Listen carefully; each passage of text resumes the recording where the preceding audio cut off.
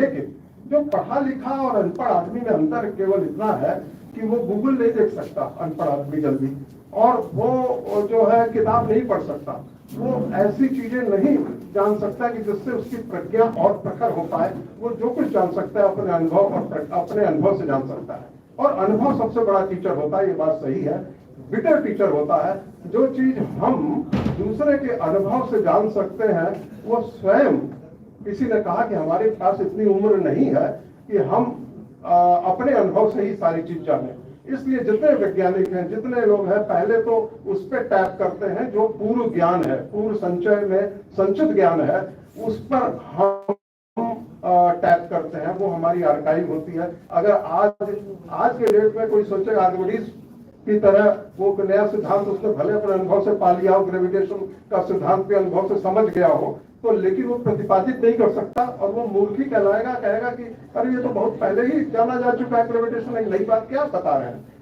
तो इसलिए अनपढ़ आदमी के लिए दिक्कत यही है, और जो पढ़े लिखे आदमी है उसका यही अंतर है कि वो दूसरे के ज्ञान, दूसरे के अनुभव से भी बहुत कुछ ले सकता है, सीख कर तब उसके अंदर वृद्धि कर सकता है और आगे बढ़ सकता है। ये जो ज्ञान श्रृंखला है, यह मनुष्य के जीवन में सबसे बड़ी चीज है। यही चीज मैं समझता हूँ अनपढ़ और पढ़े लिखे का अंतर कराती है। दूसरी चीज मैं आपसे कहना चाहता हूँ कि इस दुनिया में अगर दार्शनिक दृष्टि से देखा जाए, पाश्चात्य विद्वानों की दृष्टि से, तो एक रैशनलिस्ट हुए थे जो बुद्धि पर पूरा जोर देते थे, और एक अनुभववादी हुए थे जो इंपीरिसिस्ट स्कूल ऑफ फिलोसफर्स कहा जाता है। यह भी सभी लोगों को सामान्य रूप से जानना है, चाहे वो साइंस के हों, चाहे वो आर्ट्स के हों, और चाहे वो अन्य प्रोफेशनल ग्रुप के हों। उन्हें ये जानना है कि ये जो बेसिक अंतर है फिलोसफिकल अप्रोच का, ये हर विषय में है, हर चीज में है। कोई ज्ञान आप प्राप्त करते हैं या तो अनुभव के द्वारा आपके पास पहुंचता है, पांच सेंसेस के द्वारा आपके अंदर अंतरतम तक छूता है उस ज्ञान, तो या तो वह है ज्ञान, तो वो है अनुभव का ज्ञान। और एक होता है कि आप अनुमान लगा के आप और चीजें, रैशनलिज्म जिसको कहते हैं, यानी बुद्धि लगा के बुद्धिमय कोश का ज्ञान आप प्राप्त करते हैं। तो जो हमारा भारतीय चिंतन श्रृंखला है उसने बुद्धि और प्रज्ञा पर बहुत जोर दिया है, और उसने ज्ञान अनुभव से भी आया है और ऊपर के दूसरे के गुरु के या अन्य स्थानों से भी उसने ज्ञान श्रृंखला को प्राप्त किया है। तो यह ज्ञान और विद्या में बहुत बड़ा अंतर है, और अंग्रेजी में तो हम उसको एक ही प्रकार से बोल देते हैं, परंतु विद्या और ज्ञान में बहुत बड़ा अंतर है। अंग्रेजी में तो नॉलेज कह दीजिए, लेकिन एक इंफॉर्मेशन है और एक एक्चुअल ज्ञान है। तो आपको ज्ञान की ओर, विद्या की ओर बढ़ना है। बस इन्हीं शब्दों के साथ मैं अपना वाणी को विश्राम देता हूँ। धन्यवाद।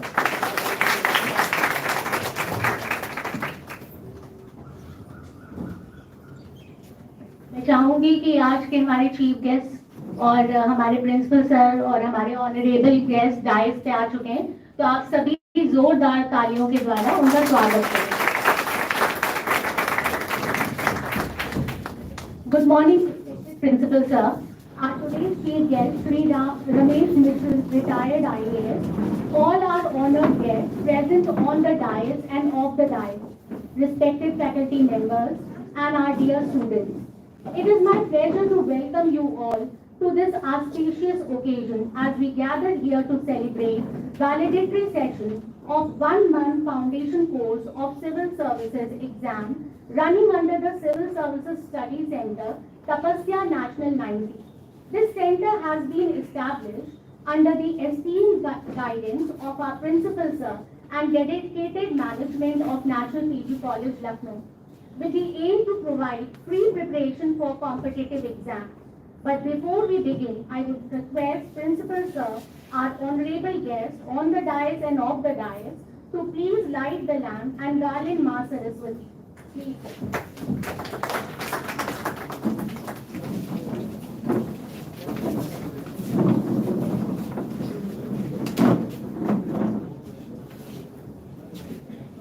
Request Shreya and her group for Saraswati Vandana.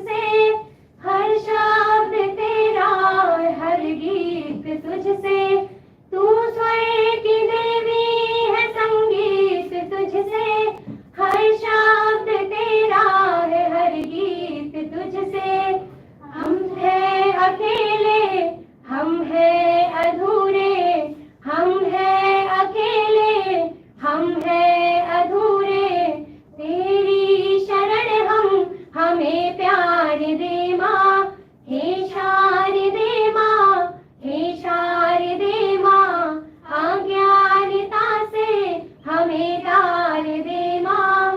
तू श्वेत वर्णी कमल पे विराजे, हाथों में वीणा मुकुट सर पे साजे।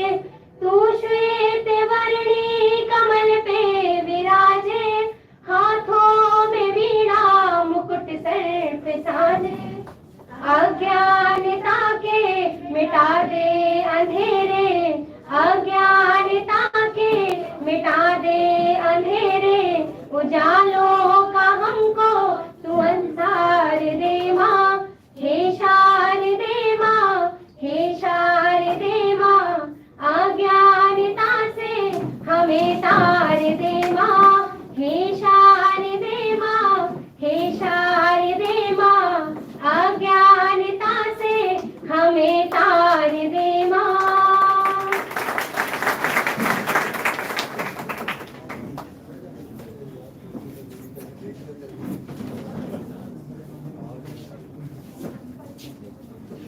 Thank you so much.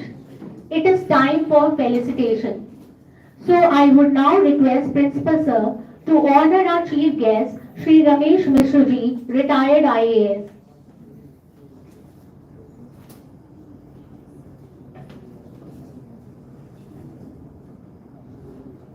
तालियों से स्वागत करिए। हम लोग का बहुत सौभाग्य है कि रमेश मिश्र सर जी हम लोग के बीच में उपस्थित हैं। मैं चाहूंगी आप जोरदार तालियों से सर का एक बार पुनः स्वागत करें।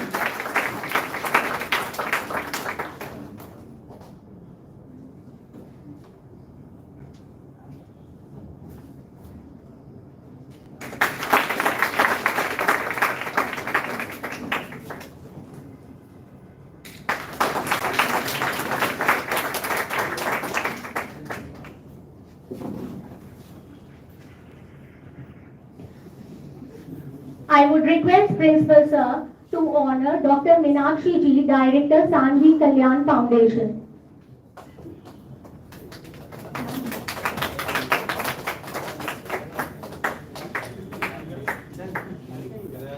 बेटा तालियों की आवाज आपके यहाँ नहीं रही है।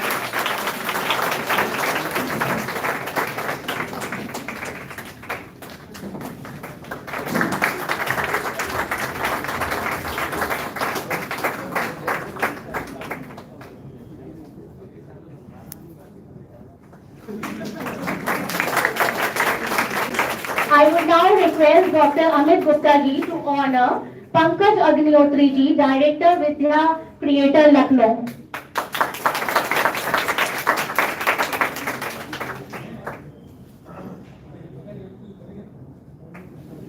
बाहर चलो। हाँ, विनय जी को बुलाओ।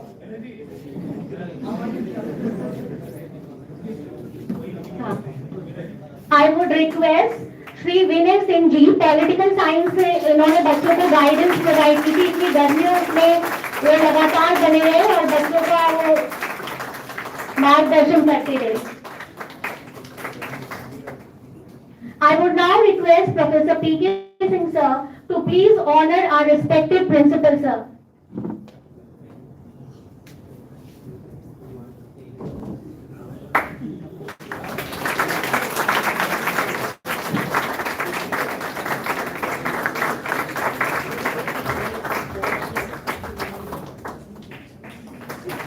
इस सेंटर का एस्टैब्लिशमेंट ना हो पाता अगर सर का गाइडेंस हम लोगों को ना मिलता, सर मार्गदर्शन करते रहे। इसी सीरीज में I would now request Indu Bala ma'am to please honour respected professor PK. Singh sir.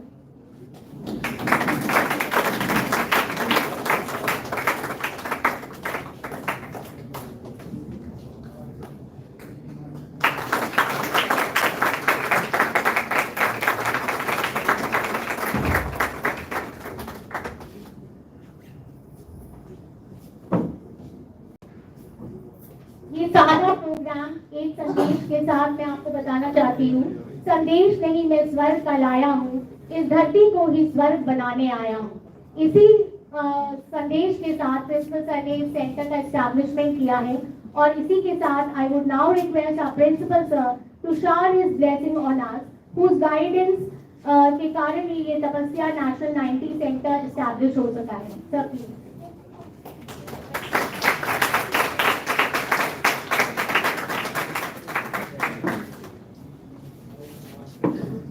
आज के इस कार्यक्रम के चीफ गेस्ट श्री रमेश मिश्र जी, हमारे इस कार्यक्रम के विशिष्ट अतिथि doctor Meenakshi Upadhyay ji, coaching national PG college द्वारा जो अपना एक कोचिंग कार्यक्रम चलाया जा रहा है उसके coordinator professor PK Singh ji, उपस्थित प्राध्यापकगण और कार्यक्रम का संचालन कर रही डॉक्टर ऋतु जैन जी, प्यारे छात्र छात्राएं, नेशनल पीजी कॉलेज का मुख्य उद्देश्य एक ट्रेडिशनल एजुकेशन देने के साथ साथ उनके अंदर छिपी हुई प्रतिभा को बाहर लाने का एक अवसर प्रदान करने का कार्य भी करता है। अभ्युदय कोचिंग या नेशनल पीजी कॉलेज के अपने रिसोर्सेज से,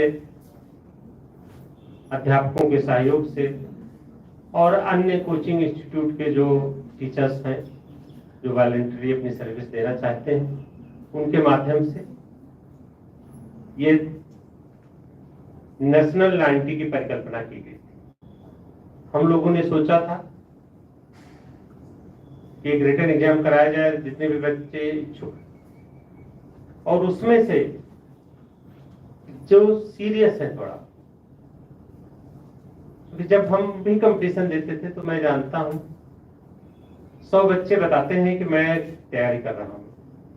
मुश्किल से 20-25 स्टूडेंट ऐसे होते हैं जो तैयारी के प्रति थोड़ा सा समर्पण है।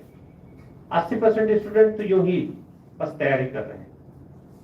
कोई एक टेक चाहिए ना जीवन को जीने का, तो सबसे बड़ा टेक यही है कि मैं तैयारी करता हूं। और ह्यूमैनिटीज के साथ ये और आसानी से चिपक जाता है कि मुझे तो IAS या PCS बनना है। हम लोग जब एग्जाम देते थे तो 4 अटेम्प्ट था, जनरल का 6 अटेम्प्ट हो गया, तो 1-2 अटेम्प्ट क्यों ही दिया, उसके बाद फिर प्रीलिम्स से नहीं निकलता था। और उसके बाद दूसरी तैयारी PCS में 40 साल तक देते रहो, अपना टाइम कट गया। बस मतलब उठाए और या तो लखनऊ में ही भटक रहे हैं हमारे साथ बहुत से लोगों को मैंने देखा, या पुनर्मोस को अपने गंतव्य की ओर को वहां वापस चले गए। थोड़ा सा हमने कोशिश किया कि जब आप पढ़ रहे होते हैं, अपने रूटीन एजुकेशन को ले रहे होते हैं, उस दौरान यदि आपको अच्छे गाइडेंस मिल गए तो शायद अच्छे कर जाएं। पिछले 1-2 साल में हमारी फैकल्टी ने भी, आप लोगों ने मीडिया में देखा होगा, अनुभव जी ने अच्छी रैंक पाई, 32-35 रैंक थी। और आप ही के बीच के एक पीजी करने वाले स्टूडेंट ने IPS में भी सिलेक्शन दिया था। इस बार हमें कोई अपेक्षित रिजल्ट देखने को नहीं मिला, यानी कि ये पूरी तरह से व्यक्ति आधारित तैयारी का परिणाम था जो कॉलेजों में बीच बीच में दिखा। हमने सोचा यदि कोई बच्चे में इतनी पोटेंशियल है, थोड़ा सा ग्रेजुएशन या पोस्ट ग्रेजुएशन के दौरान यदि इनको अच्छा फैकल्टी का सपोर्ट मिल जाए तो शायद वो जहां पर उनके अंदर जो कमियां दिख रही हैं कि यहाँ पर मुझे एक अच्छे फैकल्टी मिल जाते तो शायद वो बहुत अच्छा कर जाए। इसी उद्देश्य को लेकर के मैंने बातचीत किया, डॉक्टर साहब लोगों ने अपना सुझाव दिया और आप ही प्रेरणा से, डॉक्टर पीके सिंह जी की प्रेरणा से ही ये कार्यक्रम इस प्रकार से आगे बढ़ पाया। उनका संकल्प था कि नहीं ठीक है, हम आगे बढ़ाएंगे। और आपने, चूंकि डॉक्टर साहब का एक है बहुत तेजी के साथ काम को शुरुआत करते हैं, लेकिन हमने कहा नहीं डॉक्टर साहब उसमें सस्टेनेबिलिटी भी होनी चाहिए, तभी तो रिजल्ट दिखेगा। अब जिस तूफानी अंदाज में डॉक्टर साहब ने शुरुआत किया, हम चाह रहे हैं यथा नामे तथा घोड़े, पवन वेग से वो आगे बढ़ता रहे और आगे के 3-4 सेशन में जब ये आगे बढ़ेगा एकेडमिक सेशन के बाद, तब हमें शायद इसका अच्छा रिजल्ट मिल सकता है। और इस अभियान में जो हमारे सहयोगी प्राध्यापकगण एक्सपर्ट हैं सब्जेक्ट, मैं उन सबको भी विशेष तौर पर आभार व्यक्त करता हूं कि आपने अपना समय हमारे स्टूडेंट्स के लिए निकाला। और हम ये जानते हैं कि नेशनल पीजी कॉलेज में इतनी क्षमता है कि उनके बच्चे अपनी पोजीशन को इस रूप में स्थापित करेंगे जिससे उनका अपना नाम, उनके परिवार का नाम और साथ में कॉलेज का नाम भी आगे बढ़ेगा। हमने एल्युमनाई एसोसिएशन को जो एस्टेब्लिश किया, उसका मूल उद्देश्य ये भी था कि हर साल अपने ऐसे एल्युमनाई को कॉलेज में लेक्चर देने के लिए बुलाएं जो ये बता सकें कि मेरे बारे में 500 या 400-200 वर्ड्स ऐसे हैं जो हमारे छोटे भाइयों के लिए, छोटी बहनों के लिए मोटिवेशन का कार्य कर सकता है। तो आप लोग भी उस पोजीशन को पाएं और जब कभी कॉलेज को जरूरत हो तो आप अपने इसी तरह से बैठे हुए स्टूडेंट्स मोटिवेशन के लिए आएं। और इस अचीवमेंट को पाने के लिए आज आपको त्याग करना पड़ेगा, इसलिए इसका नाम तपस्या भी रखा गया। आप तपस्या करें, निश्चित रूप से रिजल्ट निकलेगा। हमने बहुत से लोगों को इंटरव्यू में, हम लोग हिंदी माध्यम के स्टूडेंट थे तो प्रत्युत्तर दर्पण की जो मैगजीन थी अक्सर पढ़ते रहते थे, या फिर क्रांतिकाल एक मैगजीन आती थी और उसमें जो भी टॉपर्स हैं उनके इंटरव्यू आते थे।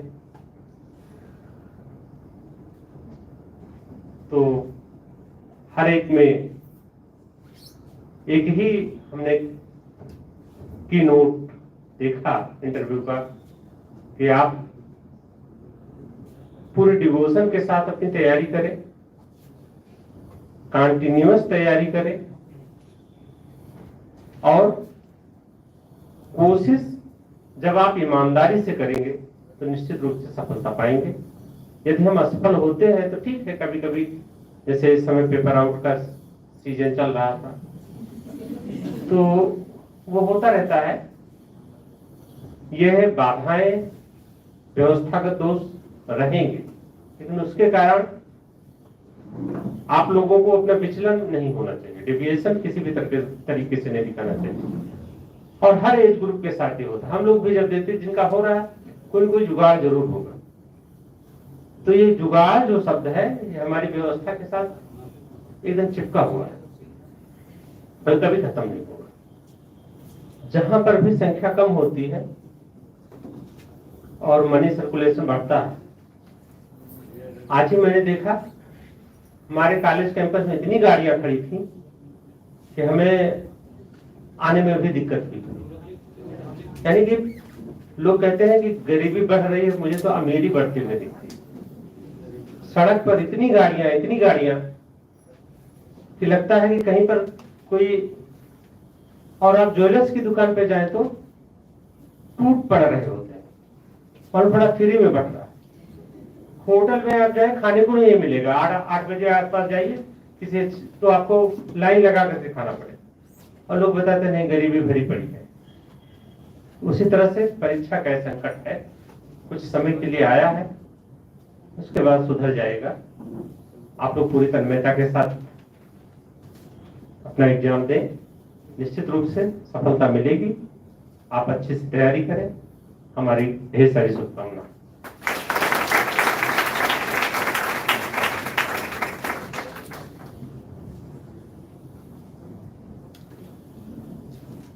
Thank you so much sir. और सर के लिए मैं चाहूंगी आप एक बार और जोरदार तालियां बजाइए। आज आप अगर यहाँ बैठे हैं और पूरी गर्मियों की छुट्टियों में इतनी गर्मी थी, फिर भी बच्चे, बरसात भी हुई, कैसा भी मौसम रहा, लेकिन आप लोग लगातार आए। ये वाकई एक तपस्या है और आप इस तपस्या में जरूर सफल होंगे, ऐसा हमारे प्रिंसिपल सर और यहाँ बैठे सभी टीचर्स का ये पूरा आश्वासन है कि आप लोग जरूर सक्सेस प्राप्त करेंगे। इसी के साथ मैं पीके सिंह सर को आमंत्रित करूंगी कि वे तपस्या के बारे में कुछ शब्द कहें। और एक बुक भी है जो हम लोगों ने इस पूरी तपस्या की जो क्लासेस चली है उसके बारे में बनाई है, तो उसका रिलीज भी सर कराएंगे।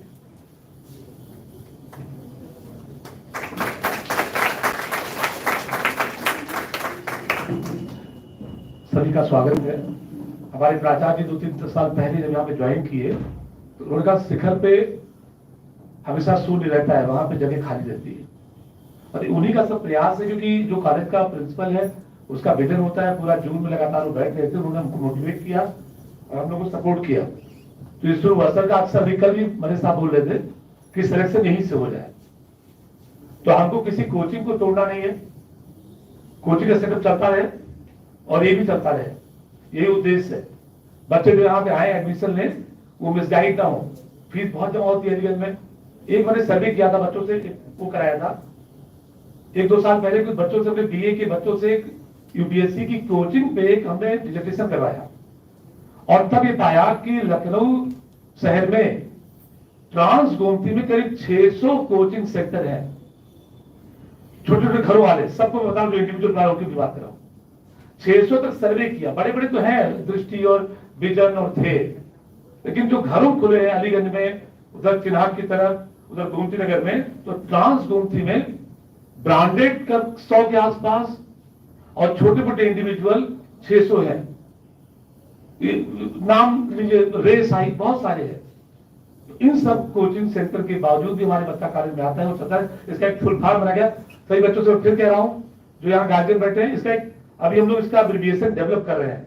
हमारे टीचर्स ने, हमारे बच्चों ने मिल करके, आशुतोष राजपूत, रितांशु तिवारी, रीतू जैन और ये बहुत सारे बच्चे, बस सबका नाम इसमें है, और ये पंकज जी, विनय जी, हरी जी, ये सब मिल करके इन लोगों ने तपस्या के एक फुल फॉर्म बनाया। अभी देखिए ये पक्का नहीं है, लेकिन इसको अभी प्रिंसिपल साहब को भी बताया था, ट्रेनिंग एंड प्रैक्टिस। ये तपस्या का मतलब ऐसा कुछ बनाया गया, टी से ट्रेनिंग, तो training and practice for achieving success.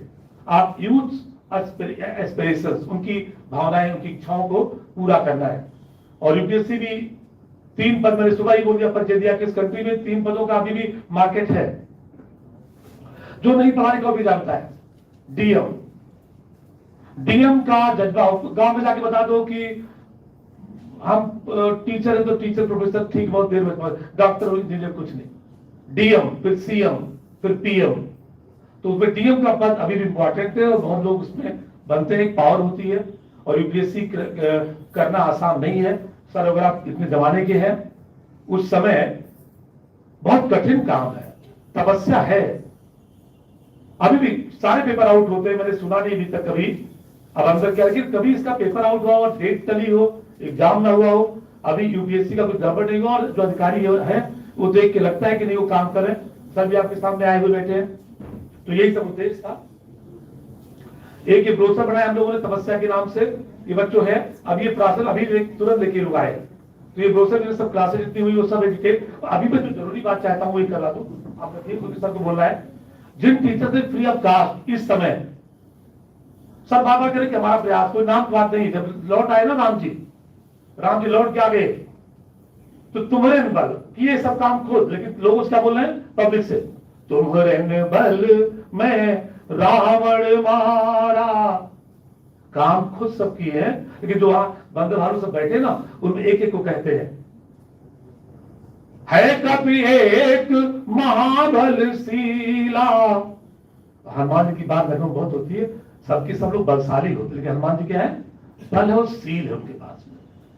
बलशाली होना थोड़ा नेगेटिव है, लेकिन बलशील होना बहुत अच्छा है। तो कॉलेज अच्छा है, कुछ कृपा होगी ईश्वर की नियति ने, यहाँ पे इस कैंपस में इतना बड़ा शहर है, 600-700 कॉलेज है लखनऊ यूनिवर्सिटी में, लेकिन जून की छुट्टी में बड़ा मंगल को शुरू हुआ था और लगातार ये चलता रहा है और आगे भी चले, यही इसीलिए आज प्रोग्राम किया गया, ये बंद नहीं होगा।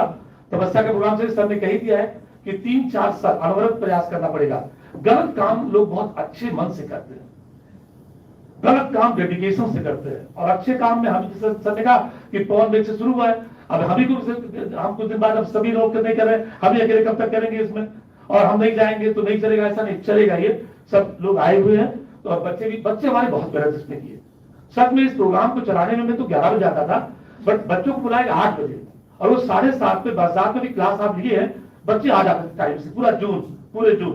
तो जिन टीचर्स ने बहुत मेहनत किया फ्री ऑफ कॉस्ट, मैं चाहता हूँ कि हमारे प्राचार्य जी और हमारे मिश्रा जी दोनों लोग, मिश्रा के बारे में हमने कहीं पढ़ा था, मिश्रा जी से बैठे हुए हम जब से बचपन में वाले वो बोलते मैं भूल जाऊंगा, सब मदद की हमारी, तो मैं आज यहाँ खड़ा हूँ। मुझे कई बार लगता है कि जो मिस्र लोग है ना, ये हिंदू मुसलमान सिख ईसाई नहीं है, ये कोई सुपर ह्यूमन है। ये जहां भी रहते हैं, देश चलाते हैं, दुनिया चलाते हैं, यहाँ भी सरमत पे बैठे हुए, नाम में टाइटल मिस्र लिखा हुआ है, तो वो होमो सैपियंस से पहले लगता है। तो और वो टैलेंटेड होते ही। हमारे कॉलेज की प्राचार्य हाई स्कूल पास किया वो मिश्रा जी, और जब बीए का एग्जाम मेरा खत्म हो रहा था, मुझे मिश्रा जी ने हमको पैसे दिए कि बेटा तुम नहीं तुम एडमिशन लो। हर गांव में कहीं ना कहीं स्कूल कॉलेज में मिश्रा जिसके नाम लिखा होता है, वो लोग ज्यादातर ईमानदार और अच्छे होते। अब एक दो हमारे साथ गड़बड़ तो उसको मत कटा करिए।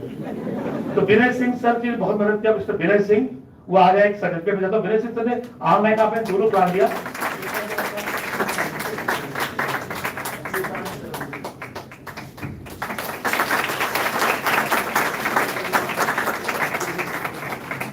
ये टीचर से पॉलिटिकल पॉलिटी ले रहे थे सर, यहाँ लगा था।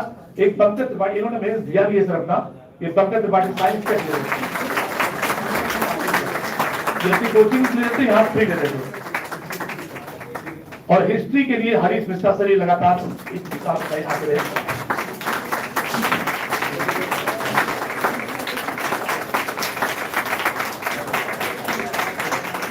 डॉक्टर ऋतु जैन, अभी आप देख रहे थे गवर्नमेंट डिपार्टमेंट से लगी हुई है इसमें, डॉक्टर ऋतु जैन।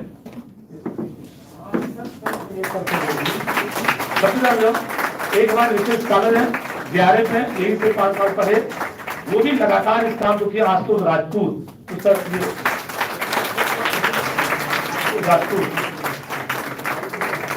रितांशु तिवारी, ये भी जेआरएफ है, और ये स्टूडेंट है यहाँ पे रितांशु तिवारी।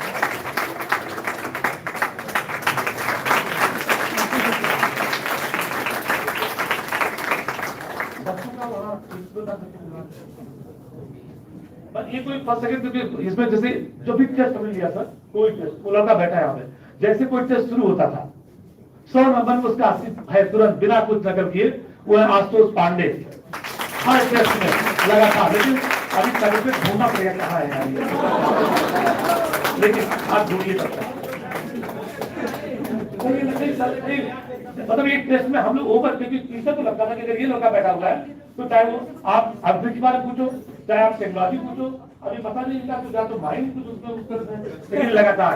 तो हर टेस्ट में 80% नंबर लाए, अभी यूपीएससी में लाना है, तो अभी आपका सर्टिफिकेट ढूंढा जा रहा है। सबसे सौम्य श्रीवास्तव आ जाए, सौम्य श्रीवास्तव आइए। ये लोग लगातार सभी आशुतोष पांडे का मिल गया, आइए आशुतोष पांडे।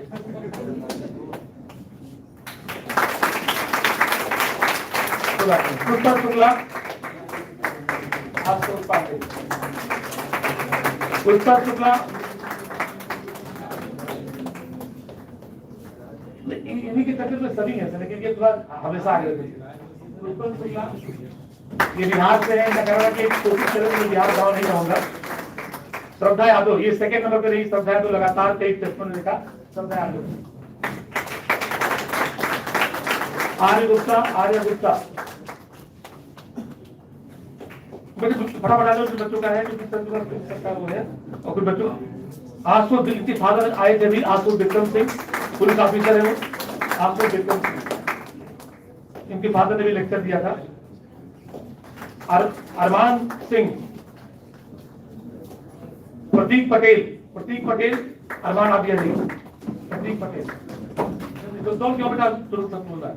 इकरा सिद्दीकी, अरमान सिंह, ये अरमान सिंह, इकरा सिद्दीकी, ये लड़की बाराबंकी से डेली अप डाउन कर रही थी, जबकि उसमें छुट्टी थी, लेकिन ये लड़की लगातार आ रही थी। शिवम पांडे नहीं है। दिव्यांश त्रिवेदी, अलीसा हसन, अलीसा बनाइए। दिव्यांग त्रिवेदी, आइए दिव्यांग। सुधांशु चौरसिया, आगे आइए, गुलाब में साथ में। अर्जित प्रताप, ऋत्विज, यस, खुशी सिंह,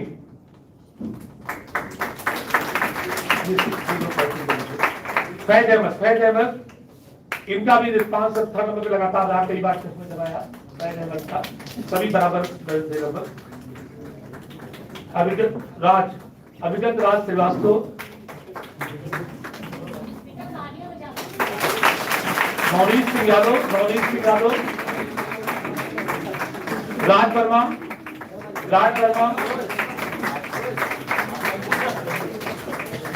गौतमी सिंह,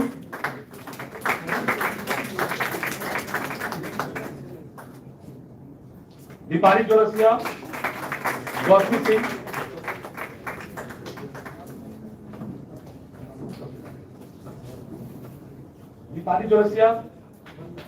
शिवानी सिंह,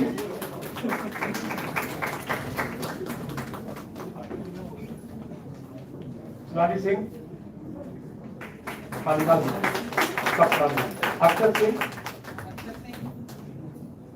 आप सबसे बात करो। जिन बच्चों को ये सर्टिफिकेट में दिया है 5 मिनट में, वो एक स्पेशल कप बना है आपके लिए, वो कप रहेगा इंतजार में, वो वर्ल्ड कप नहीं लेकिन कप है, तो बिल्कुल आप अच्छा था कि नहीं। दीपांशु गुप्ता, कब सर्टिफिकेट के बाद आई कप ले लीजिए सकता, जिनके पास सर्टिफिकेट आके कप ले लो तुरंत, बैठो खड़े हो, कप उधर। श्रेया यादव, आप दोनों लिखे जाओ, कप ले लो, कप ले लो सर। यस मिश्रा,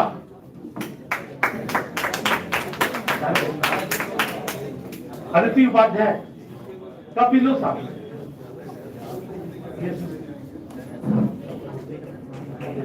जिनका सर्टिफिकेट है वो सब आके ले प्रिंसिपल साहब से। अदिति उपाध्याय, कब दिखा के सर्टिफिकेट दिखा के कब मिलेगा? ये कौन है? शैलेंद्र कुमार, शैलेंद्र है, आइए। मोनिका साहू,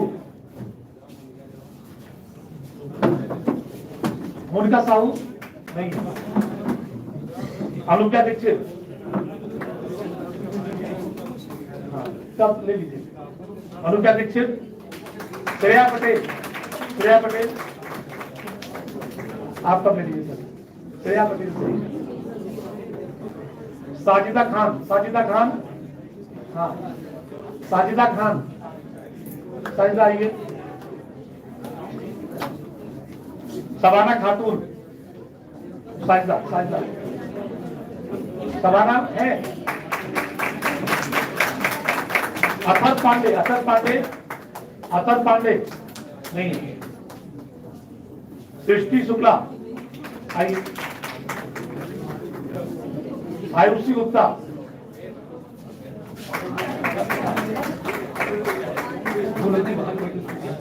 हिमांशी यादव, शिवांश यादव, आइए। कृष्णकांत अवस्थी,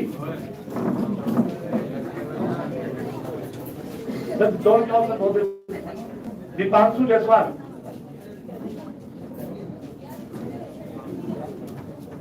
नहीं होंगे सर, पीछे होंगे, सब नहीं पड़ेगा। वैष्णवी मिश्रा,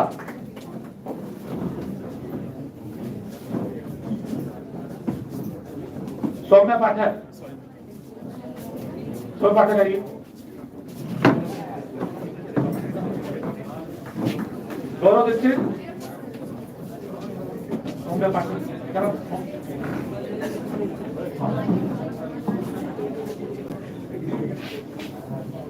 निखिल वर्मा है, गौरव दीक्षित, ये गौरव, अदिति त्रिपाठी नहीं है, निखिल वर्मा, बस ठीक है। जो बाकी है समझिए, बाकी लोग हम लोग दे देंगे अभी, क्योंकि वो हम दे देंगे बाद में, ठीक है, रखिए। बाकी लोग ले लेंगे अभी हमसे, ठीक है। हाँ ये डिपार्टमेंट से हमारे से 2 टीचर और थे, डॉक्टर अमित गुप्ता जी आ जाए, गुप्ता जी आ गए, ये लोग भी लगातार पर लगे रहे। डॉक्टर अभिषेक कुमार सिंह,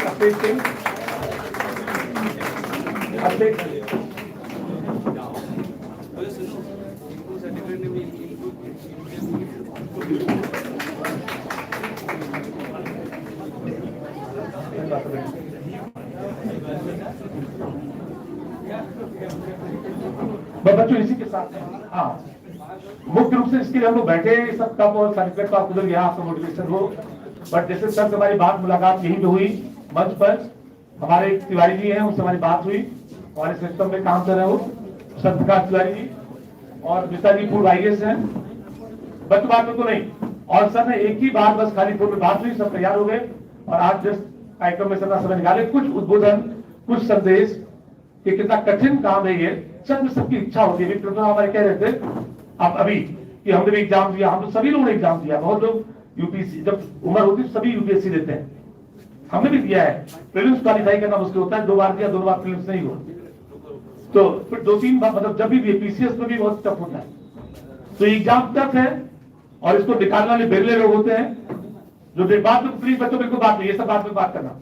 एक सीनियर IAS ऑफिसर उस जमाने में, अब तो इतने सारे बताए हुए लोग हैं, इतने लोग यूट्यूब, इंटरनेट और वेबसाइट और कोचिंग, और जब कुछ भी नहीं था उस वक्त कैसे सर ने यूपीएससी क्रैक किया होगा और इतने बड़े पद पर गए होंगे, और आप देख रहे बैठे हुए, तो उनका कुछ संदेश, कुछ उद्बोधन, कुछ मार्गदर्शन हमको मिले। आदरणीय श्री मिश्र जी सर।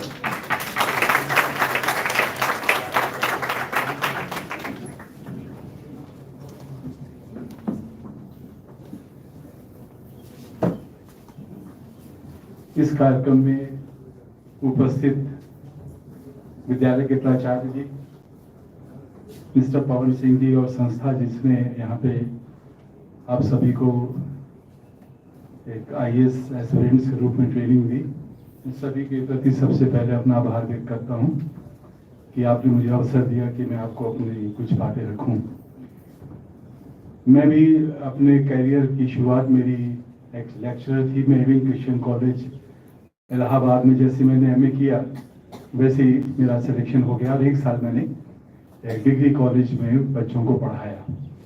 और मैं याद करता हूँ जब मैं, तो खुशी होती है, एक चूँकि टीचर्स के प्रति मैं बहुत हमेशा सम्मान रखता हूँ, और जो कुछ मैं हूँ मुझे याद आती है, जो हमारे टीचर्स अभी रिसेंटली कुछ चले गए, गुरु से बड़ा कोई नहीं होता है। तो सबसे पहले मैं आप लोगों से रिक्वेस्ट करूंगा कि अपने गुरु जो आपको शिक्षा दे रहे हैं उनके प्रति सम्मान कभी मत समाप्त करिएगा। छोटी मोटी कमियां, पारिवारिक परेशानियों से कुछ विचलन होता है किसी की कार्यशैली में, उसका मतलब ये कदापि नहीं कि अपने छात्रों के प्रति गुरु कभी भी दुर्भावना रखता।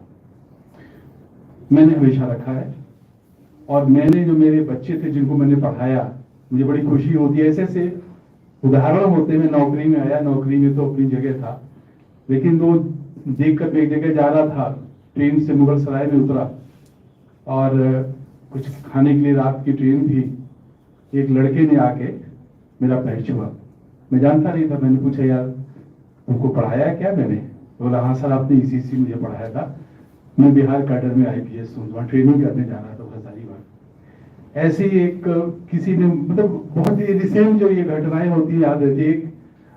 अभी मैंने किसी की एक इंटर कॉलेज में किसी एडमिशन की, इलाहाबाद में किसी ने, मेरे मित्र ने कहा मेरी बेटी का एडमिशन करा दीजिए, तो मैंने वहाँ के प्रिंसिपल का नंबर लिया, उनको फोन किया। मैं उस समय मैं सेक्रेटरी हायर एजुकेशन था, मेरे पास बारिशें बहुत आती थी कि सब कॉलेज में एडमिशन का, इंजीनियरिंग कॉलेज में, तो मैं कह दिया करता था भाई बच्चे को चांस दो, योग्य है तो उसके जो प्रिंसिपल ने मुझसे कहा सर आपकी हमारी कॉलेज के संस्था की जो चेयरमैन है बहुत बड़ाई करती हैं। तो मैंने कहा क्या, क्यों? बोले सर आपने उनको पढ़ाया है। तो हमने कहा वो कहाँ है? कहे वो संस्था की चेयरमैन तो है, लेकिन सिंगापुर में उनकी अपना काम है तो वहां रहती हैं। तो मैं इसलिए कहता हूँ कि टीचर्स को बच्चे हमेशा याद रखते हैं, और टीचर्स जो शिक्षा बच्चों को देता है वो निश्चित रूप से उपयोगी होती है। मैं कुछ संक्षेप में आपको देखिए, अब तो जब हम लोग IAS की तैयारी कर रहे थे, किसी भी कंपटीशन को आप कभी सीरियस नॉन सीरियस मत लीजिएगा। आज जो एडीओ पंचायत का मैं देखता हूँ, जो मैं डीएम था हरदोई में, इंटरव्यू चल रहा था लेखपालों का, 550 वैकेंसी थी, बहुत ज्यादा वैकेंसीज थी हर जिले में। तो मैं शुरू में 1-2 दिन में इंटरव्यू बैठा, तो मैंने देखा लड़की लड़कियां इतने स्मार्ट, देखने से लग जाता है कि आदमी पढ़ा लिखा है, ये लेखपाल के लिए क्वालिफाई करके आया हुआ है। तो 1-2 दिन मुझे अजीब सा लगा। फिर मैंने वहाँ सीडीओ से कहा, यार ये लड़के लड़कियां जो हैं बड़े स्मार्ट हैं, ये लेखपाल का काम कर पाएंगे? पूरा सर ये सब इंजीनियर हैं। उत्तर प्रदेश में आश्चर्य होगा, मैं हरदोई में था, 550 सिलेक्शन हुआ, उसमें आधे इंजीनियर्स थे। तो मैंने क्या, मुझे गुस्सा आया, मैंने कहा इंजीनियर जितने हैं इनको नंबर काटो, इनको सिलेक्शन मत करो, इंजीनियरिंग करने के बाद इनको इंजीनियरिंग काम करना चाहिए, लेखपाली करने आ रहे हैं। कुछ दिन मैंने नंबर काटना शुरू किया, मैंने कहा नंबर कम करो इनको सिलेक्शन मत करो, इंजीनियरिंग करके आए इनको। उसने मुझे बताया बाद में, जो और लोग बैठते थे, सर आप कितने काटेंगे, सब तो इंजीनियर है इसमें। तो मैंने वो रिवाइज करी लिस्ट, मैंने कहा जो मैं नंबर दिए थे उसको तुम लोग अपने हिसाब से जनरल नंबर दे दो। मैं इसलिए कह रहा हूँ कि कोई भी कंपटीशन सरल नहीं, लेखपाल का कंपटीशन में इंजीनियर बैठ रहा है। फिर वो इंजीनियर, मैंने जो सिलेक्शन हुआ, मैं गवर्नमेंट में आ गया था, मैंने बुलाया वहां के लड़कों को और मैंने पूछा कि तुम लोग क्या करते हो। उसमें इंजीनियरिंग करने के बाद जो अच्छी अच्छी कंपनियों में थे, वो छोड़कर आए कि गवर्नमेंट जॉब चाहिए हमको। तो जो ये हमारे देश में गवर्नमेंट का जॉब का क्रेज है ना, ये अंग्रेजों ने हमें लगाया है, बहुत दिन रहेगा नहीं। आप ये मान के चलिए कि आईएएस सर्विसेज में जो आप सोचते हैं बड़ा ग्लैमर है, वो है जब मैं एसडीएम की पोस्ट से जो मैंने काम कर लिया, वो मैं सेक्रेटरी हायर एजुकेशन होकर नहीं कर पाया, कलेक्टर होकर नहीं कर पाया। आज बड़ी कठिनाई है, हर जगह बड़ी कठिनाई है। कोई काम अच्छा करना जाएंगे बड़ी दिक्कत होती है। पॉलिटिशियंस का पहले करेक्टर होता था, सामान्य रूप से पॉलिटिशियंस का वो करेक्टर नहीं रह गया कि आपके अच्छे कामों को प्रश्रय दें। आप अगर जिले में पॉपुलर हो रहे हैं अच्छे काम करके, तो वो नेताओं को अच्छा नहीं लगता है। ये मैंने झेला है। चीफ मिनिस्टर को बुरा लग गया कि साहब आप राजनीति कर रहे हैं, आप अपनी कलेक्टिव के लिए राजनीति कर रहे हैं। तो ये समझ लीजिए कि आप सोच रहे हैं आईएएस सर्विसेज में हम जाएंगे, बड़ा आराम से, नहीं, चैलेंजेस हैं वहां भी, लेकिन इसका मतलब ये नहीं कि सर्विस खराब है। आईएएस, पीसीएस, इवन मैं कहता हूँ आईएएस के साथ जो सर्विसेज जितनी है, इवन सचिवालय में ग्रेड 2 की पोजीशन भी मिल रही है आईएएस सर्विसेज में, वो भी बहुत अच्छी है। क्योंकि आप एक कंट्री का फॉर्मेशन में किसी कंट्री के किसी विभाग में कोई काम नया आप शुरू करते हैं, फाइल आप ही बनाते हैं। जैसे सेक्शन अफसर यहाँ होता है, यूडीए का होता है, एक अपर डिविजनल असिस्टेंट कहते हैं जो सचिवालय में। हमारे साथ के लड़के हैं वहां पे, जो नहीं हुआ आईएएस पीसीएस में, वहां पे है वो, और वो योग्य हैं। जिस सत्यप्रकाश तिवारी जो डायरेक्टर है संस्था के, मैं इनसे 15 साल हो गया, सत्यप्रकाश, हाँ 15 साल पहले हमारा पूरा डिपार्टमेंट ये चलाते थे, हम लोग इन्हीं से राय लेते थे। ये बैठ के सब कंप्यूटर पे सारा ढूंढते थे, क्योंकि हम लोग को सुधार करने को, गवर्नमेंट में जब आप बैठते हैं तो आप नई चीज इंट्रोड्यूस करिए, पुरानी चीजों को खराब में खत्म करिए, उस पर डिस्कशन हम लोग करते थे। हम सत्यप्रकाश हम लोग लगाते थे इनको कि ये निकाल के लाओ, ये मेहनत करके 2-2, 3-3 मेहनत करके लाते थे। उस समय यार कंप्यूटर का जमाना था, सब मिल जाता था। हम लोगों ने जब नौकरी शुरू करी या कंपटीशन किया, कुछ नहीं था। मैं रहता था हॉस्टल में, आपको सत्य कहता हूँ, चद्दर से हम लोग अपने को बांध लेते थे, पानी नहीं पीते थे, पेशाब करने उठना पड़ेगा। 6 आवर्स, 8 आवर्स, 9 आवर्स कुर्सी पे बैठ के हम लोग पढ़ते थे, वो मेहनत करते थे हम लोग। प्रातः काल हॉस्टल में केवल काम होता था, हम लोग सुबह उठ के चाय पी के कम से कम 3 घंटे 4 घंटे जो नेशनल पेपर होते थे, टाइम्स ऑफ इंडिया, उसका एडिटोरियल बहुत अच्छा होता था, हिंदुस्तान टाइम्स, इंडियन एक्सप्रेस, उसमें पंजाब केसरी हिंदी का पेपर आता था, उसका एडिटोरियल बहुत अच्छा होता था। हम लोग रोज पढ़ते थे। तो मैं आप सबसे ये कहूंगा, आप लोग जो यूट्यूब पे देखते होते हैं अगर ना मोबाइल, तो आप इन पेपर्स का एडिटोरियल डेली पढ़िए। आईएएस का सिलेबस जो है पहले बहुत ज्यादा एलेबोरेट नहीं था, बताया नहीं जाता था क्या क्या है। अब तो आपको 2 प्रीलिम्स में कर दिए, 2 प्रीलिम्स मेन में आपकी जनरल स्टडीज कर दी, फिर आपको ऑप्शनल कर दिया, उसमें ऐसे सिनॉप्सिस और ऐसे ऐसे टॉपिक्स आपको रख दिए कि आप एज एन ऑफिसर आपको क्या करना चाहिए, आपकी सोच कैसी होनी चाहिए, एनालाइज करना, आपको ट्रेनिंग बताया गया। और सारी चीज जितने भी आप पेपर सिलेबस देखेंगे आईएएस का, मैं बड़ा ध्यान से उसको पढ़ता हूँ। 3 पॉइंट्स पे ही ये हैं सारे। एक, कितना आप पॉजिटिव हो, क्योंकि निगेटिविटी बहुत है दुनिया में, आप उसको लेके नेगेटिव लेके चलोगे तो नहीं होगा। आप कैसे निगेटिविटी में या पॉजिटिविटी ढूंढते हो, पहला सारी चीजों में। नंबर 2, ग्लोबलाइजेशन केवल भारत तक आप सीमित नहीं है, ग्लोबलाइजेशन पूरे दुनिया में क्या हो रहा है। आप मेन में जाइए, मेन में देखिए इकोनॉमिक्स में पूरे आपको वर्ल्ड की इकोनॉमिक्स पढ़नी पड़ेगी।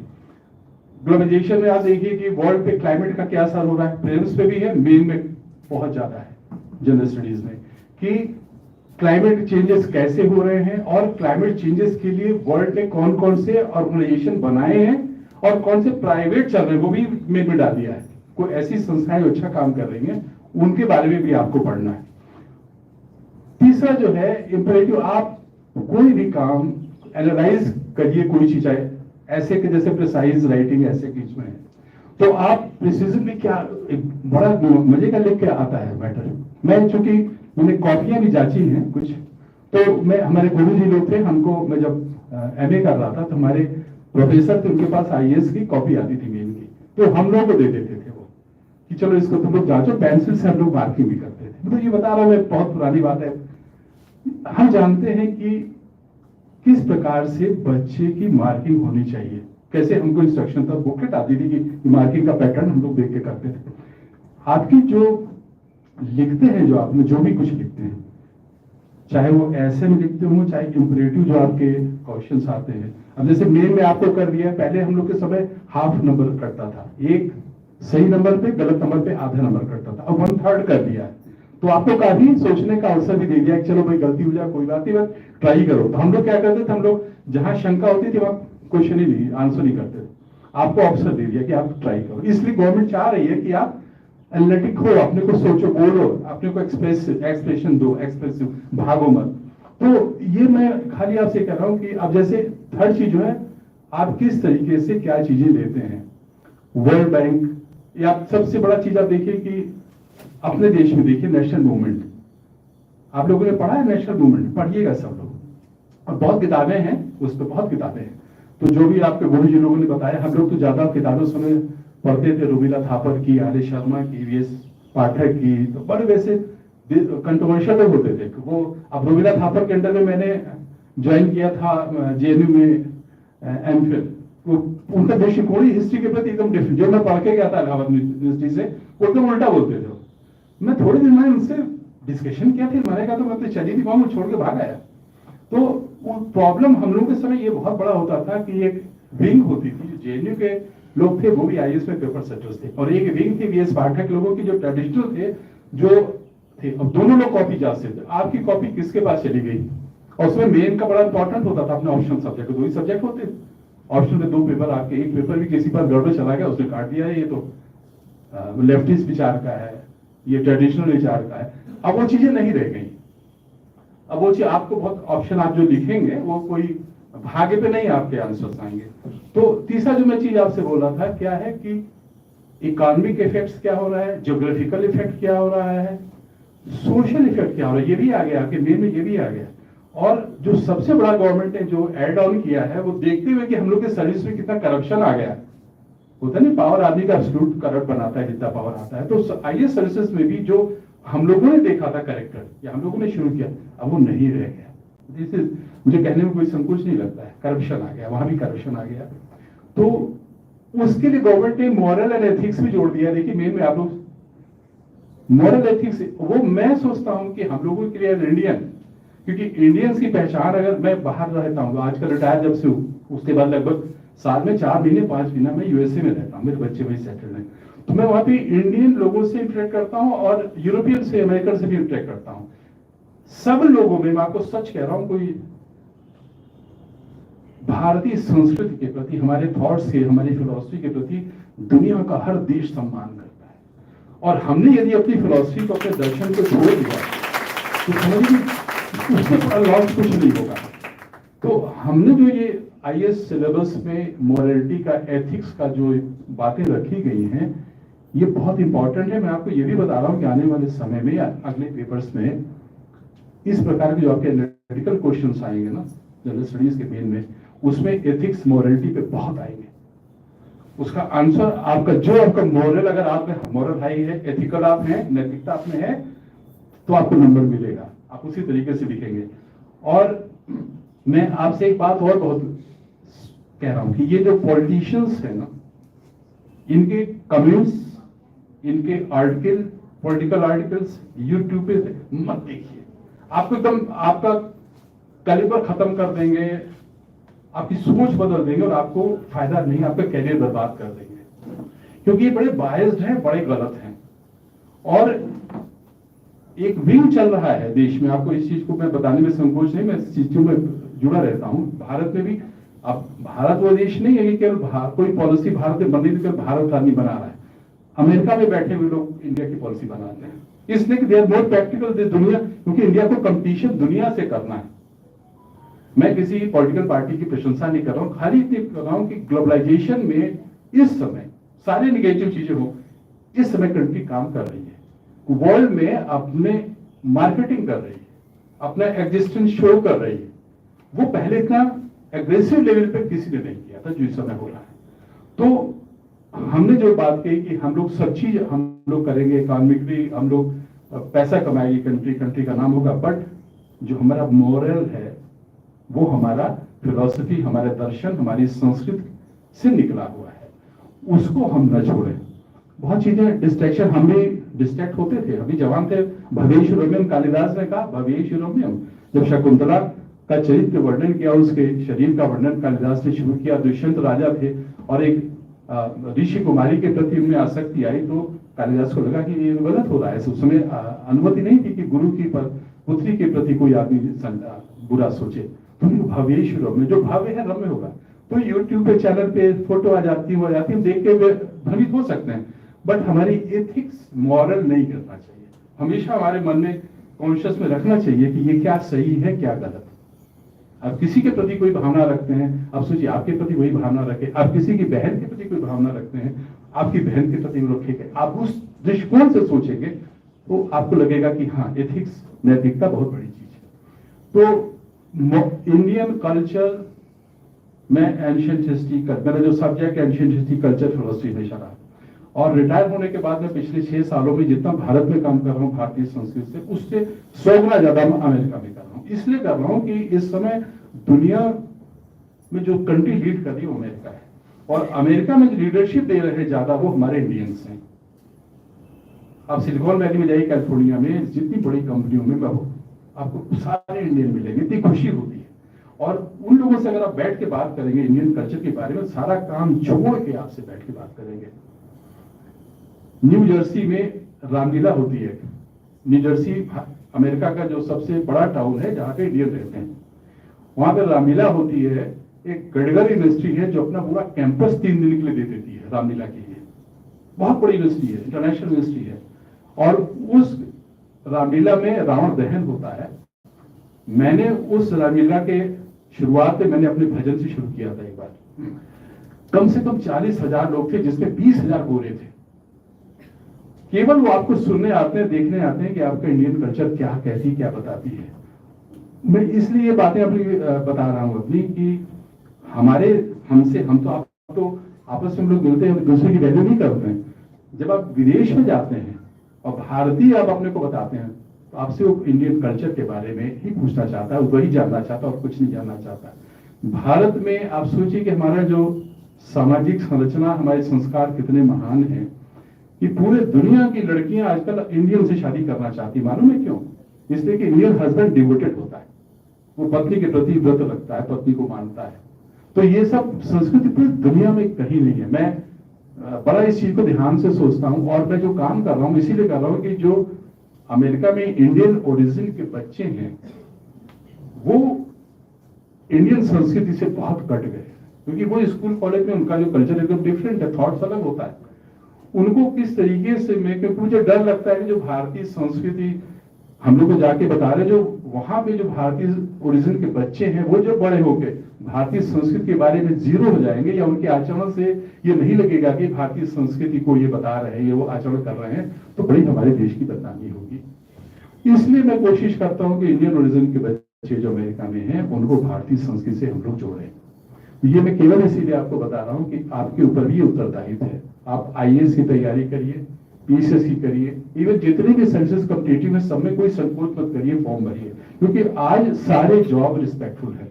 हम जब एसडीएम की नौकरी मैंने शुरू करी थी, उस समय हम लोगों की जीप नहीं मिलती, पुरानी जीप होती थी, उसमें भी डीजल पेट्रोल बड़े लिमिटेड मिलता था और टूटी फूटी गाड़ियां होती थी, हम लोग उसी से घुमा करते थे, अंगोछा बांध के हम लोग चलते थे, लू लगती थी, धूल आती। अब एसडीएम की नौकरी जो कर रहे हैं, जाती एयर कंडीशन गाड़ी सबको जीप मिल रही है, घर मिल रहे। हम ऐसे घरों में हम लोग रहते थे, मुझे याद है रैली में 15-15 दिन लाइट नहीं रहती थी, हम लोग आंगन में सोते थे, गर्मी पड़ती थी, पानी छिड़का जाता था मच्छरदानी लगा के। अब वो परिस्थितियां नहीं है, बदल गया सब कुछ। तो किसी भी सर्विसेज में आप जाएंगे तो आपको, अब मैं जिलों में भी जाता हूँ, देखो जो प्राइमरी स्कूल के टीचर्स हैं या जो पंचायत सेक्रेटरी हैं, बड़े अच्छे हैं, विद्वान, और पे स्केल जो 7वें पे कमीशन से हमने नौकरी शुरू करी 1200 रुपए की। आज नौकरी शुरुआत कोई करता है तो 20,000 से शुरू करता है, 25,000 से शुरू करता है, तो अंतर आ गया। तो आप कोई भी सर्विसेज में, कॉम्पिटिटिव सर्विसेज में ये बस सोचिएगा कि खराब, आईएएस में बैठिए, स्टेट सर्विसेज में बैठिए, पूरा और कंट्री कई स्टेट सर्विसेज हैं, और आपको मैं ऑप्शन दूंगा कि आप झारखंड बिहार जरूर भरिए, वहां की काफी मेरिट हो जाती है। इन यूपी के लोग भरे हैं झारखंड बिहार में, वहां पे जितने 50% जजेस जुडिशियल सर्विसेज में सब यूपी के लोग हैं। पीसीएस में हमारे साथ जो लड़के नहीं सिलेक्ट हुए सब चले गए बिहार कैडर में हो गए, तो वहां का भी भरिएगा। आपका पंजाब, राजस्थान सर्विसेज में बहुत यूपी के लोग हैं, वहां भी भरिएगा।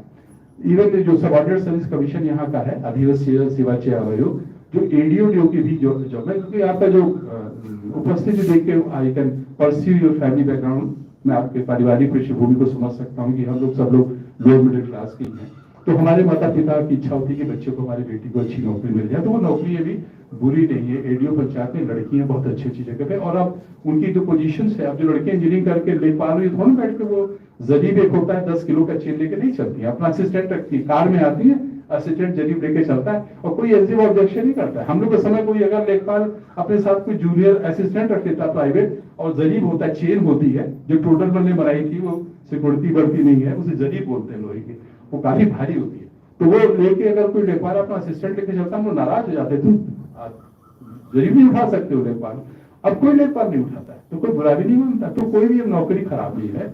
मेरा आपसे ये अनुरोध है, और पढ़ाई के लिए फोकस होकर पढ़िएगा, सब्जेक्ट्स वगैरह आपको चूज करने हैं। और अब तो पहले तो लिमिटेड, प्रिंसिपल साहब पहले 3-4 अटेम्प्ट होते थे, अब तो अनलिमिटेड शायद 6-6 अटेम्प्ट कर दिया 8। अब ये आपको ऑप्शंस मिल गया, हमेशा देते रहिए, अगर फोकस्ड है, आप पढ़ते रहे, आप आईएएस की तैयारी करिए, पीसीएस की तैयारी करिए। अगर आप लगन से आपने 2 साल पढ़ाई कर ली, तो आप किसी भी कंपटीशन में हो तो जाएंगे, कोई रोक नहीं पाएगा, क्योंकि आईएएस में बहुत ज्यादा हो गया। मैं देखा 11 लाख 10 लाख लोग अपियर होते हैं, उसमें 1 लाख लोग सीरियसली होते हैं, और उसमें भी जो प्रीलिम्स एग्जाम लोगों ने जो कर दी, उसमें काफी अच्छे लड़के निकल जाते हैं। तो अगर आप प्रीलिम्स क्वालिफाई कर गए आईएएस में, पीसीएस में, तो आपके चांसेस बहुत ही, क्योंकि रेशियो 5-3, 5-2-3-1 ऐसी चलता है। तो अगर आप क्वालिफाई नहीं क्वालिफाई के कभी हतोत्साहित तो होइएगा, ये बस सोचिएगा कि हमारी पढ़ाई करनी थी, नहीं, इट वाज द चांस। आप पढ़ाई जो कर रहे हैं वो पढ़ाई, क्योंकि एग्जामिनेशन में, अब एक और बात मैं कहना भूल गया आपसे, जो आप ऐसे लिखेंगे ना, उसमें आगे है ऐसे का आपका है, उसको अपना जो पेन है उसको प्रैक्टिस करके चला के देखिएगा, और डार्क पेन से, काले पेन से लिखिएगा, या डार्क ब्लू होना चाहिए, लाइट पेन से, हल्के पेन से मत लिखिएगा और लिखिएगा।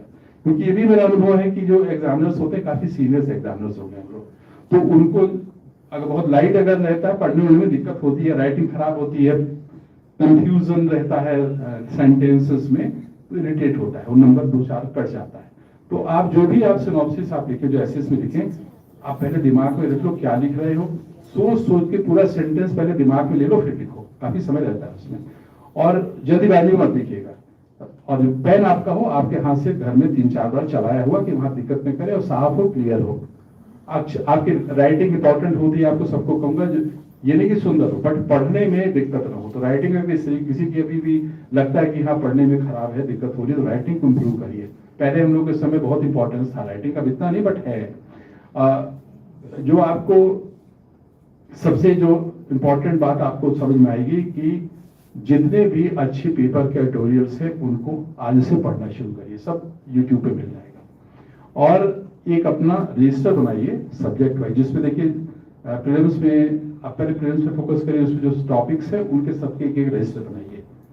40 रुपए, 30 रुपए, 50 रुपए का रजिस्टर मिलता है, 10 रजिस्टर दे दीजिए, और हर टॉपिक पर रजिस्टर बनाइए, और जो आप पढ़िए एडिटोरियल में उसको लिखते जाइए, लिखते रिवाइज होता है दिमाग को, स्टैम्प टाइप से उसमें हो जाता है। जब आप एग्जामिनेशन बैठेंगे देने तो आपको वो एकदम सामने आता रहेगा।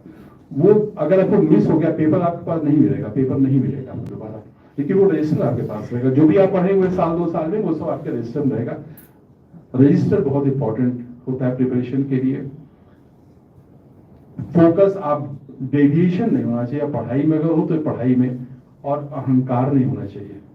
हम आईए से बैठ रहे हैं, पीछे से बैठ रहे हैं, ऐसा कुछ नहीं हो पाता है। एकदम लो प्रोफाइल होकर पढ़ाई करिए, क्योंकि आप जब कर लेंगे तो आपका सम्मान होगा, बहुत आप हल्ला करके करेंगे। हम तो ये कोशिश करते हैं कि आप बताओ, हम लोग किसी को बताओ मत कि हम आईए से तैयारी है, पीछे से तैयारी करें, कुछ चुपचाप पढ़ाई करिए अपना, क्योंकि वो भी बड़ा डेविएशन होता है। जब आप लोग आपसे उम्मीद करने लगते हैं बहुत ज्यादा, 20 लोग ना, तो फिर उनकी उम्मीदों को पूरा करने के लिए आपको कहीं कहीं आडंबर करना पड़ता है। नहीं होना चाहिए, किसी को जरूरत नहीं बताने की हम पढ़ाई कर रहे हैं। बस जो पढ़िए उसको मेंटेन करके रजिस्टर में रखिए, वो हमेशा आपका वही काम देगा, नहीं तो सब भूल जाएगा। इन्हीं शब्दों के साथ मैं पुनः आप सभी को भी आभार व्यक्त करता हूं, और व्यक्तिगत रूप से आखिरी बार कहता हूं आपसे, मेरी बहनें हैं, बेटियां बेटे आप लोग हैं। भारतीय संस्कृति से बड़ी कोई संस्कृति नहीं है, और हमारी जो प्रतिष्ठा है, हमारा जो सम्मान है दुनिया में, केवल इसी लेके हम भारतीय संस्कृति को लेके चलते हैं। ये भारतीय संस्कृति किसी धर्म की नहीं है, हमेशा ध्यान रखिए। जो मुसलमान लड़कियां भी हैं, लड़के भी हैं, हमारे पूर्वज सब एक थे, हिंदू थे, इसमें कोई हिस्टोरिकल फैक्ट है। हम लोग सब एक वंश के हैं, जीन्स हमारा एक है, ब्लड हमारा एक है, हम लोग एक हैं। इसको कभी न सोचें कि हम लोग अलग हैं। और भारतीय संस्कृति में जो सिद्धांत हैं, आज ये गेरुआ बस पहन के कोई चिल्ला के या डबर करके झगड़ा करता है, वो ना हिंदुत्व नहीं है। Hinduism is based on tolerance, भाईचारा, प्रेम, यही हमारा हिंदुत्व है।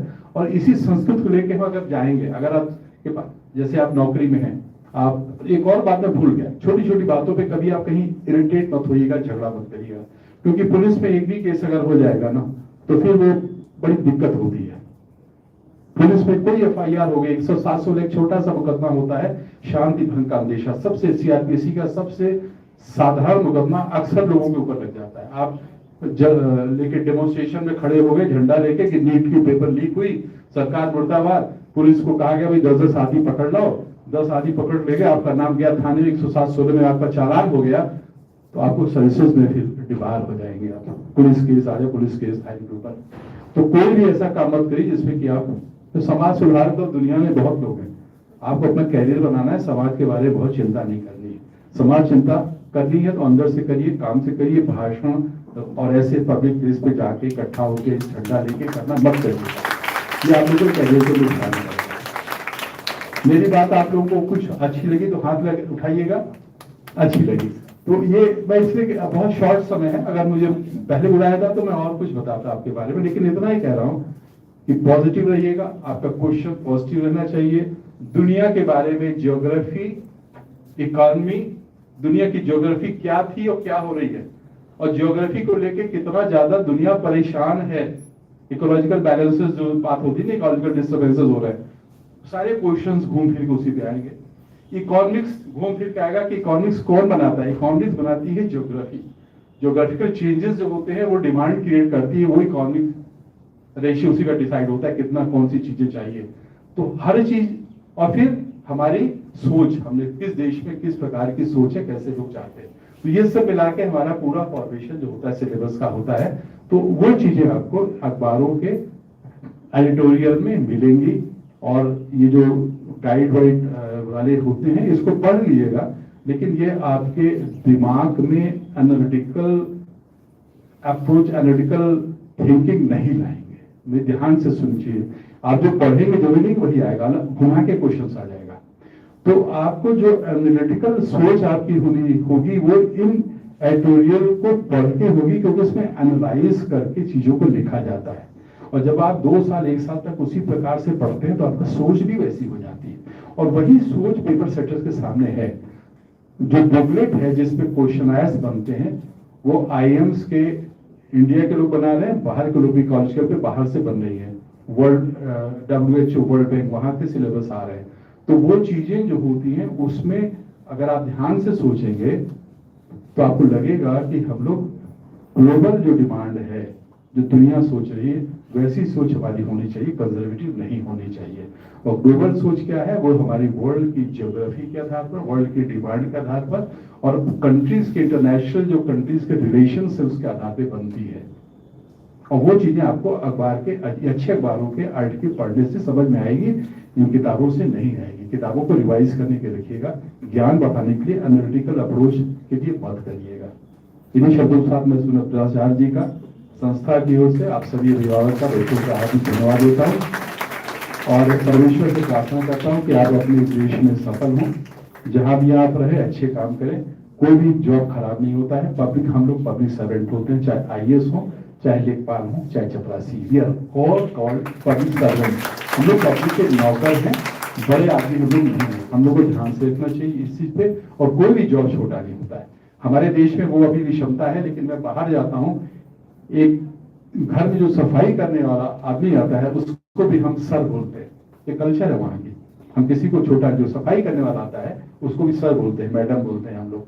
तो ये हमारे देश में ये चीज आनी चाहिए।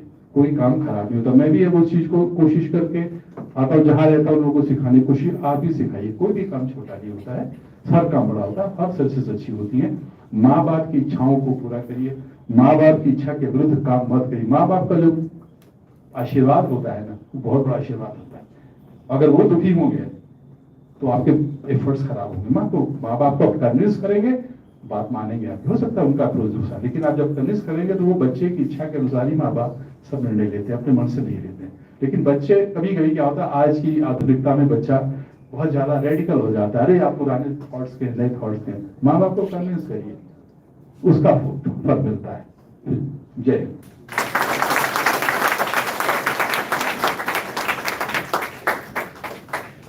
मन तो अभी नहीं कह रहा है कि हम लोग सोचते रहे कि इतनी देर में मतलब सर बोल रहे हो, सभी बहुत शांति सुन रहे हैं, किसी को बोलना नहीं पड़ रहा है कि चुप रहो। और सर भी मतलब अंदर से इच्छा से पूरा बता रहे हैं, लेकिन समय नहीं गवाही दे रहा है। बहुत बहुमूल्य शब्द है। तो ये जो सितारे अभी जो है सर ने बिखेरे हैं ना, उसके भजन भी सभी हम सुनेंगे, बाद में बुलाएंगे। अमेरिका में भजन सुनाते तो यहाँ भी सुनेंगे हम लोग। सितारों को आंखों में महफूज रखना, बहुत देर तक रात ही रात होगी। मुसाफिर है हम भी, मुसाफिर हो तुम भी, फिर मुलाकात होगी। बहुत बहुमूल्य शब्द है। और कितना हमें सुनना था, बहुत अच्छा लग रहा है, क्योंकि सर ने पूरा अनुभव जिंदगी का कि हरदोई बेटियों में कहा कैसे क्या किए। लेकिन अभी हमारे बीच में एक रिपोर्टर सीरियल है, बुलाया सबको, एक रिपोर्टर लगातार तब से बैठे हुए, मतलब वो प्रेस रिपोर्टर के पास समय नहीं होता। तो कहते प्राचार्य जी और हमारे जो सर हैं उनको एक रामलला की मूर्ति ने हमारे आयुष अमर उजाला के ये रिपोर्टर है बड़े।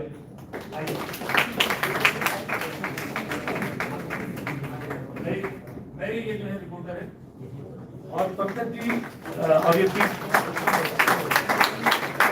पंकज सर हमारे साइंस के पढ़ाते, तो ये छूट जा हम लोग बनवाए थे सर, तो ये दे दीजिए सर। ये विश्वास बहुत आपने पढ़ाया। हरीश जी, हरीश सर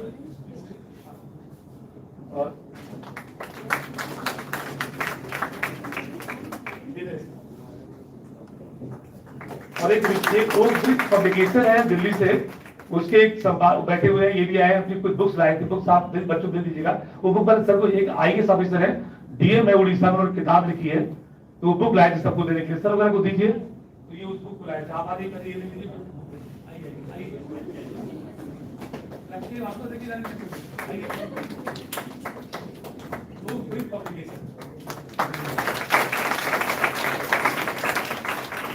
वो हमारे कुछ बच्चों को दीजिएगा, सर को दीजिए देखने के लिए, बाकी बच्चों को देना आपको, ठीक है। सर को तो दे दीजिए। इसी के साथ एक सालवी फाउंडेशन है जिसने इस प्रोग्राम में मदद किया, और उस फाउंडेशन की वजह से सर हमारे पास में आए। उसकी डायरेक्टर मीनाक्षी जी हैं, डॉक्टर मीनाक्षी। ये दो सब बच्चों को बताएंगे, आशीर्वाद देंगे। आएंगे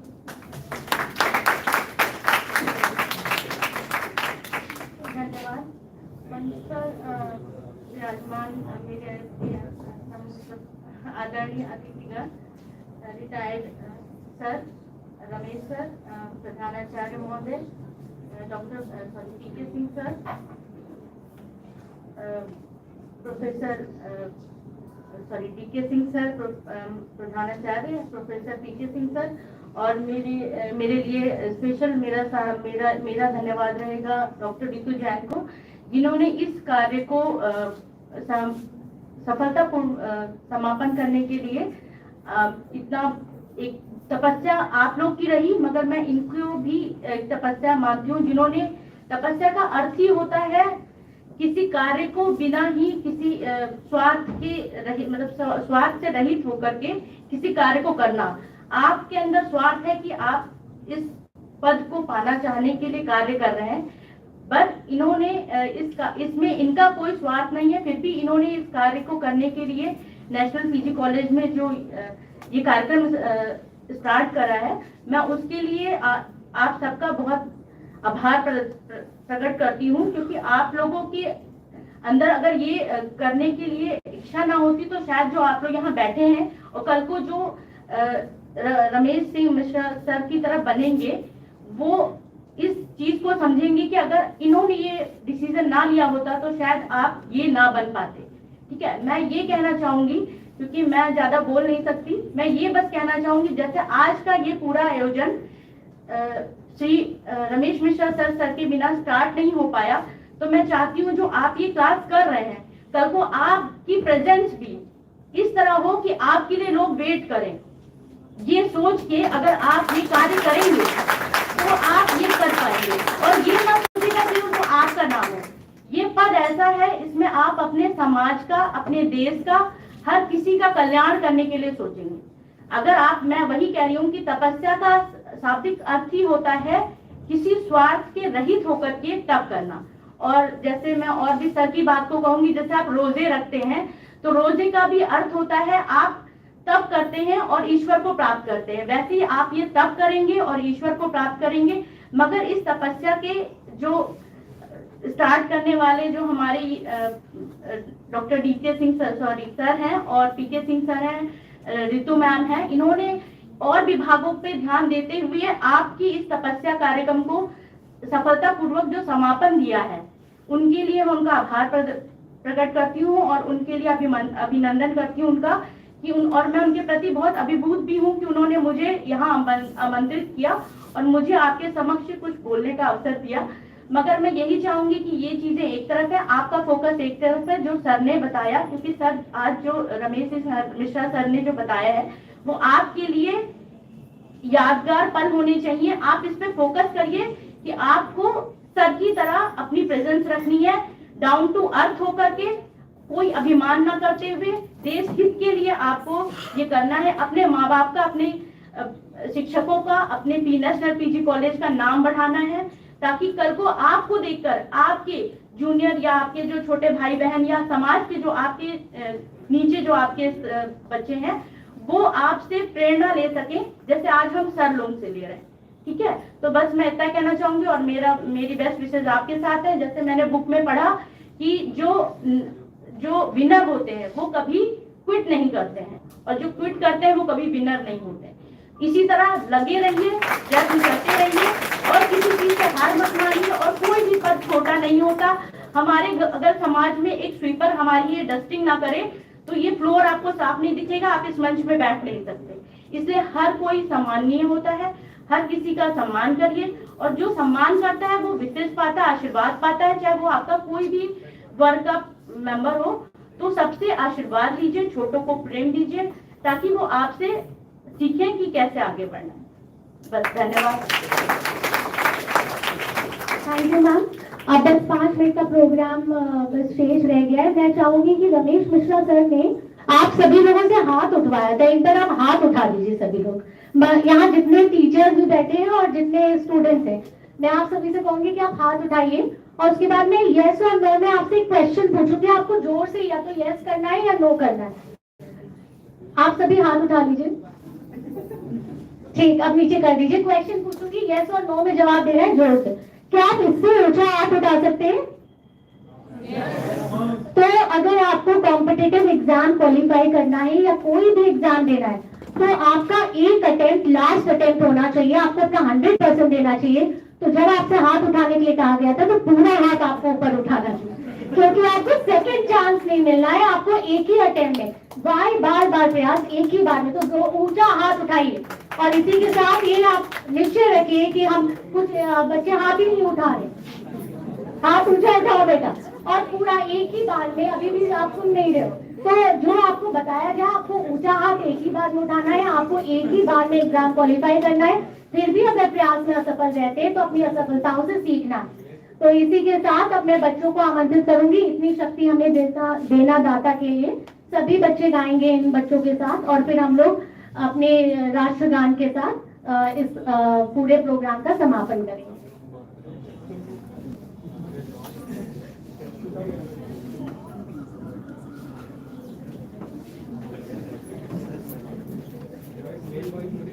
इतनी शक्ति हमें देना दाता, मन का विश्वास कमजोर होना।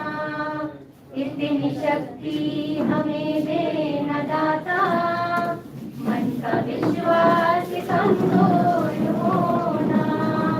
हम चले एक रास्ते पे, हमसे भूल कर भी कोई भूल होना। इतनी शक्ति हमें देना दाता, मन का विश्वास कमजोर होना। दूर अज्ञान के हो अंधेरे, तू हमें ज्ञान की रोशनी दे। हर बुराई से बचते रहे हम, जितनी भी दे भली जिंदगी दे। बैर होना किसी का किसी से, बैर होना किसी का किसी से। भावना मन में खतरे की होना। एक रास्ते पे हमसे भूल कर भी कोई भूल होना। इतनी शक्ति हमें देना दाता, मन का विश्वास कमजोर होना। मन का विश्वास कमजोर होना।